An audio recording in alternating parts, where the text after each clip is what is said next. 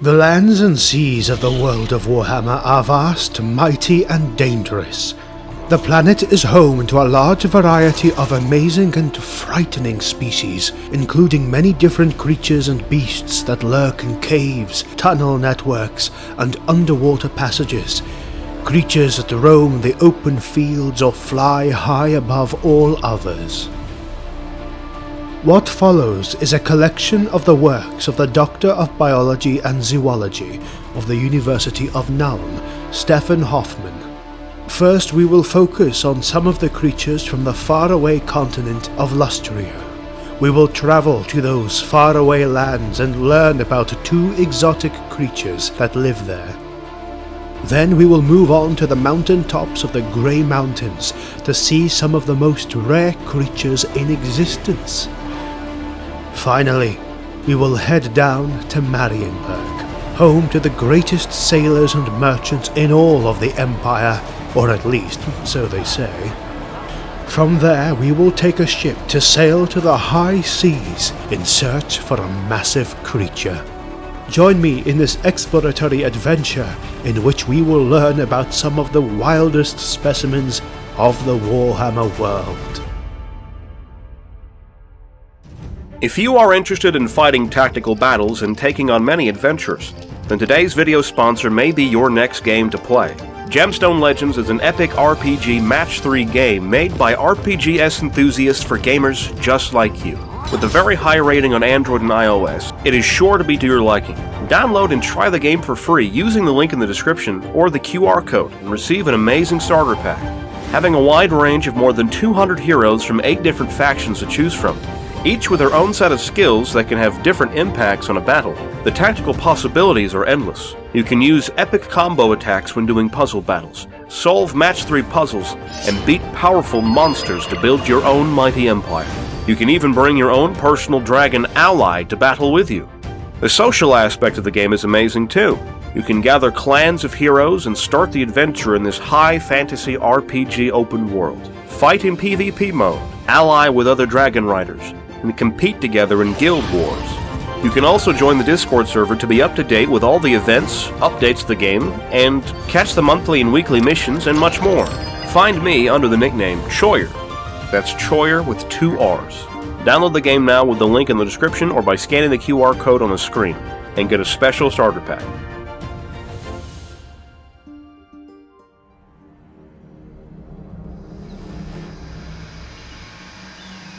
We disembark at an Empire colony called Seaburg, or Port Reaver, recently raided by some kind of humanoid lizard and men hybrid. They are sure to be hungry for the supplies we have brought. Rumors say that the legendary hunter Marshal Marcus Wolfhart and his troops of veteran beast slayers pass through here from time to time, hunting and then bringing exotic creatures to be sold to the zoos back in the old world, or to be put to good use in different armies that the Empire has deployed across the world. If rumors prove to be true, then we should find a plethora of species to study here in Lustria. So, you want to know if the stories are true? From someone who saw those wretched lands firsthand. Mates, they don't even do half the justice it deserves. Mountains of gold. Riches to settle you for a life 100. No. 1,000 times over. But with them, so are the risks. To possess those treasures, you'll have to venture into the belly of the beast. Face dangers unknown to men in a seemingly endless, hostile land. Predators like you have never seen before. Lizards capable of swallowing a knight and its steed whole. And tell me, what are you going to do with all your gold once they come for you? Who are you going to call for help where the ears and mouths of the Elector Counts can't reach? In my words, forget it. This is your chance to walk away. No one who's ever traversed the seas to reach that damnable place would ever come back to it. Not for fame, nor for adventure, nor for all the golden riches on this earth. Oh, but the rumors, they have truth to them, more than I expected. The town has a sizable menagerie of magical and bizarre creatures, and they are oh so interesting to my old world eyes, albeit the locals don't seem very keen on them, and many of them are quite dangerous. We arrive at the local exotic market, and it smells of so many spices that my nose doesn't quite know how to differentiate them. A bright orange animal catches my eye, for it growls and hisses at me with a hint of aggression. It resembles a mixture between a lizard and a gecko, albeit massive in size when compared to both. It is propelled by 4 thickly muscled legs, and has sails on its sizable head that appear to be some kind of strange display. When I spoke to the dealer who had the animal, he further explained that they are known as Salamandras, and that the sails are supposed to be cooling mechanisms, for the creature is a fire breather. Unbelievable! How odd it is that multiple species have a similar mechanism for self-defense. Maybe I could study this convergence in depth with my few scholars of Nuln. I paid for a goat to be fed to the Salamandra, who seemed to be somewhat trained and used to this kind of activity. The Salamandra, let's call her Tigress, sniffs and growls at her prey, before delivering a massive burst of a liquid so volatile it instantly bursts into flames, delivering a horrible death to the poor goat. It reminds me of the way that dwarf's fire drake equipment works, which is remarkable indeed. While Tigress was feeding, her sails were on full display for cooling, and I could make out several distinct marks. I wonder if they are used for communication as well, for the dealer tells me that these are pack hunting animals.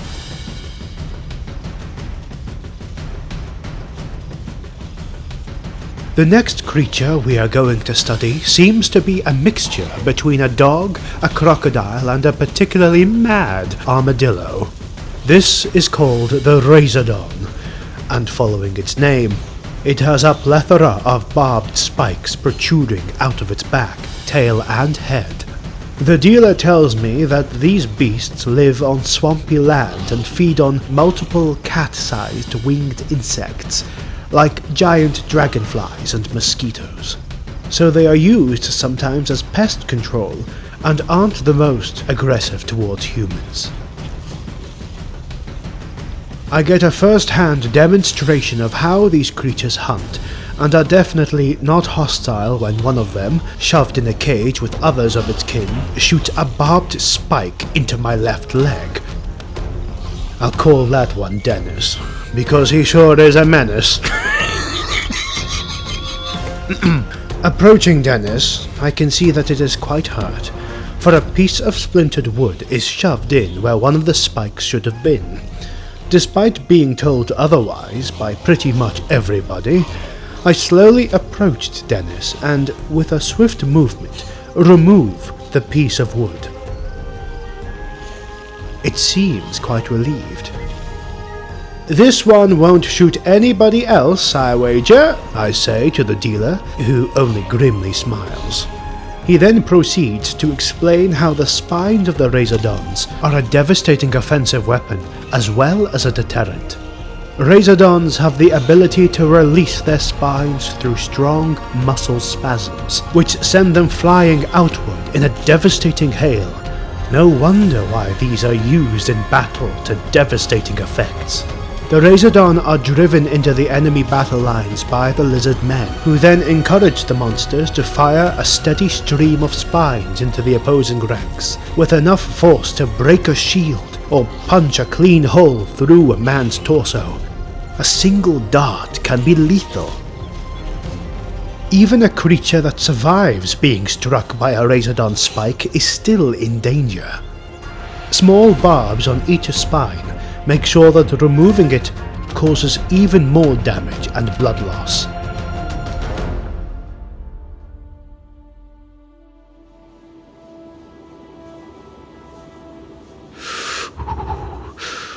High in the mountain tops of the Grey Mountains, we spot a piece of carrion. It seemed that it once was an unlucky sheep, likely from a nearby farm. That, combined with the particularly foul smell, is a telltale sign that a Wyvern's eyrie is nearby. Wyverns are almost completely blind, but have a powerful sense of smell. We mustn't get close, or so Mr. Gruny, the seldom seen Thoreau, the dwarf ranger we hired as a guide, says. Getting just slightly closer, I can spot them with my spyglass, and what an odd creature. They look like a giant armored snake with 2 hind legs and 2 great leathery wings for arms. I can see now why people often think, from far away, that they just spotted a dragon. Indeed, 'tis a humble and distant relative of the elegant mighty creature. Mr. Thoreau tells me that night goblins often raid the nests of wyverns in search of eggs. In truth, they are almost as famous for going to war with the greenskins as they are for stealing the odd cattle, but it would be sheer stupidity to try and tame an adult wyvern. The sight of that silhouette high in the sky is a bad omen for dwarf, men, and elf alike, but for a tribe of greenskins, 'tis a sign that the gods favour them indeed. They mainly feed on mutton and each other. With their powerful wings, they are able to fly high and far, swooping down to the plains to steal food from others, or just to cause mischief. But according to Mr. Thoreau, there is such a thing as a cave wyvern which lives deep underground. It is speculated that these creatures are rather smart, and they imprint on the first being that they see, whoever that might be, being able to serve as capable combat steeds. This particular specimen seems to be nurturing an open wound in their left hind leg. Mainly, the leg is missing its paw. From the looks of it, it was caused by a sharp beak of a hippogriff, their main rivals. I am told that the eggs of a wyvern sell for quite a high amount of teeth. This particular wyvern, that I have decided to call George, seems to be deep in their slumber. I will fill the nearby sheep carrion with healing salves and herbs.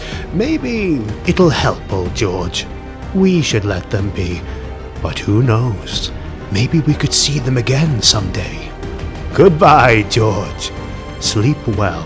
Mr. Thoreau doesn't understand how I can have sympathy for such creatures, but all living things are beautiful in my eyes.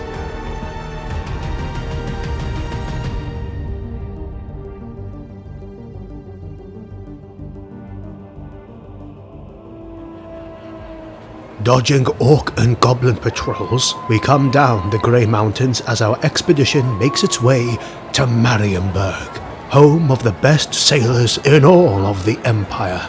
'Tis there that we shall hire our next guides, a ship to sail us onto the high seas in order to study the elusive sea worm and sea drake. Saying goodbye to Mr. Thoreau, we use our last gold crowns to hire the services of Captain Alanar, the explorer Dory, an experienced elf sailor who owns a small but sturdy merchant fleet. The expedition will sail with them on their route to the New World colonies to sell supplies and exotic goods. We leave at first light tomorrow. The first days are uneventful, and I get to play cards with the sailors. Eventually, something bumps into the ship we are in. The Tor Garadon. And 'tis something quite big. Captain Dory quickly shouts, "Sea Drake!" His men repeat the words, and quickly the message spreads across the small fleet. They gather harpoons and pikes, wishing to fight the creature, but all I wish is to see it in all of its beauty.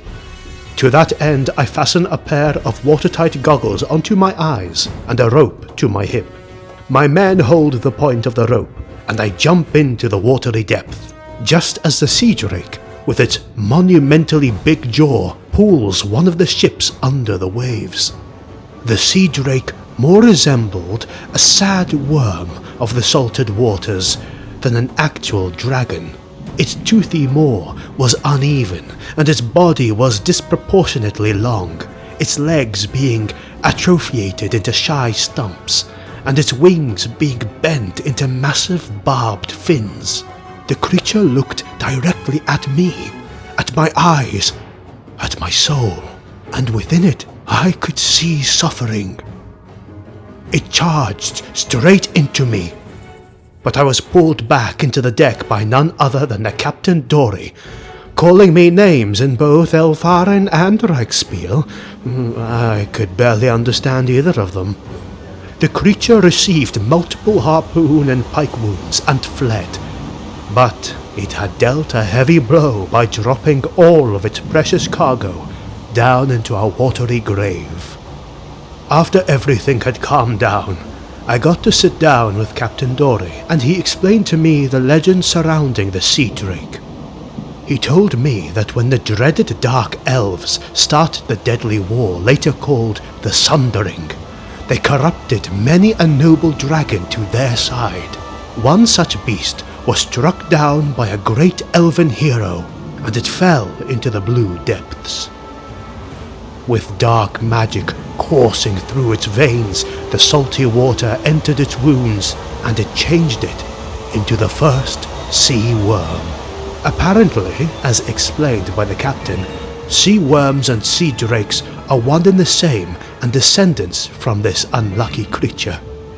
'Tis a tale I struggle to believe, and the scholars of Nuln have a much more pragmatic hypothesis. From what I have gathered from my research, Dark Elves regularly partake in mutating and evil experiments with dark magic upon their captured, brainwashed dragons. The sea drakes used to pull their grand black arcs, and are just one more of such experiments that happen to be stable enough to reproduce. Me and the captain agreed to disagree, and prayed to our respective gods that no such creature strike us again during the voyage. Later that day, I was getting ready to sleep, anxious in anticipation of the next stop we would visit. More creatures awaited us, more knowledge to be obtained.